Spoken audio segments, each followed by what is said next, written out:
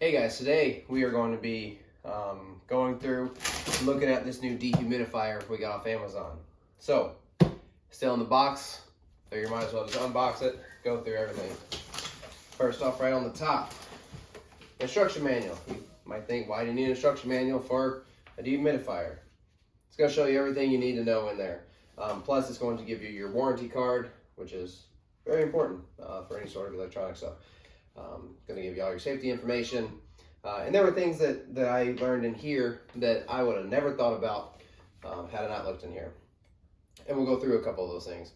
It'll go through what all the instructions are on the actual unit itself. So a lot of times we throw these away. I think just as men, we think we just know what we're doing.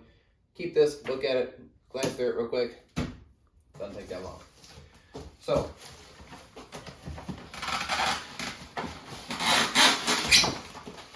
take this off to the side. So we're in our garage here. We're not gonna put it exactly right here, but we're gonna fix it in and get a good spot for it. So let's get it out. Not too heavy at all.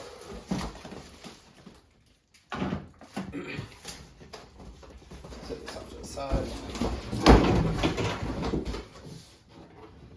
Plugged in. All right, start kind of going through what this little bad boy can do. Obviously, everyone knows if you have humidity anywhere, it can be a bad deal. It can start to take effect on the paint in your house. You know, start leaving watermarks on your walls, stuff like that. If anything's too humid, especially if you have a basement that notorious for getting wet either in the spring or fall, or if you have some flooding in your basement, this is going to be your best friend. So we're going to get it plugged in here. I'm just going to put in this extension cord. Like I said, I'm not entirely sure where we're going to. So if you want to come over here. All right, guys. So we're going to start at the bottom here and kind of work our way down from the top after that. So we're going to power it on. Right here, you have air blowing out. This is going to be your drier air. So the dehumidifier is going to suck in the air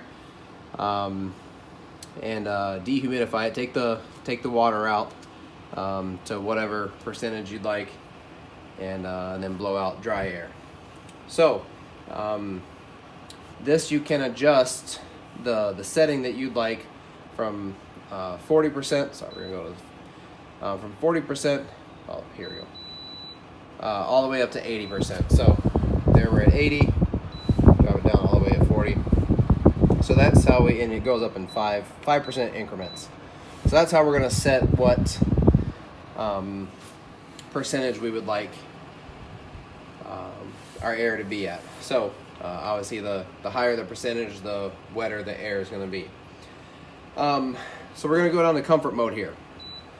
When we hit comfort mode, that is going to preset this unit to settings that are already established into the dehumidifier. So if it's less than 65 degrees where your dehumidifier is at, it's going to set the air to be at 55% humidity.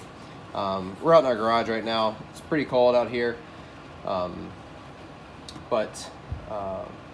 so I don't even, it won't be able to humidify the air up to 55%, but it's going to keep it at the setting that it was already set at. 65 to 70 degrees is going to be set at 50% humidity, preset on the comfort mode, and if it's 77 degrees or greater, it's going to dry that air out a little bit more to 45 degrees or 45% humidity. So went through the setting. We can take it off the comfort mode. We'll turn our setting to 40% drier air. So that's the setting mode. And right now, since we turned it on, it is just on continuous mode.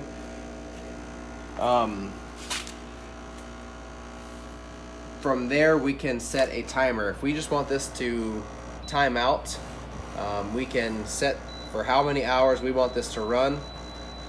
I believe it goes all the way up to 24 hours before it resets back to 1, or 0. So we can set to 24 hours.